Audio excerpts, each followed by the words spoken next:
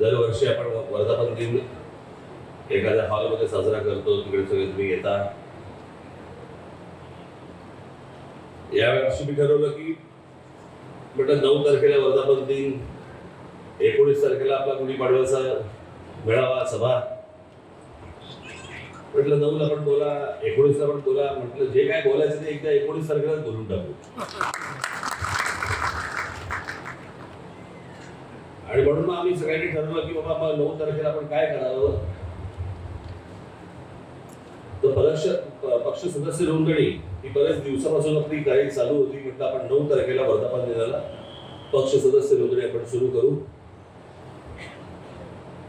आज माझ्या महाराष्ट्रातल्या सर्व माझ्या सहकाऱ्यांना, माझ्या सर्व महाराष्ट्र सैनिकांना माझं आवाहन आहे,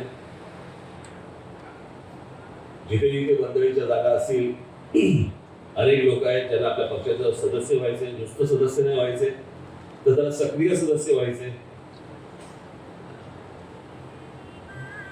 तर ज्या ज्या वर्दळीच्या जागा असतील, मग तिकडे शाळा असतील, कॉलेजेस असतील, मंदिरं असतील, इतर दुसरीकडच्या मार्केट असतील, त्या सर्व ठिकाणी आपल्या महाराष्ट्र नवनिर्माण सेनेच्या सदस्य नोंदणीचे स्टॉल्स, टेबल्स तिकडे लागली पाहिजेत.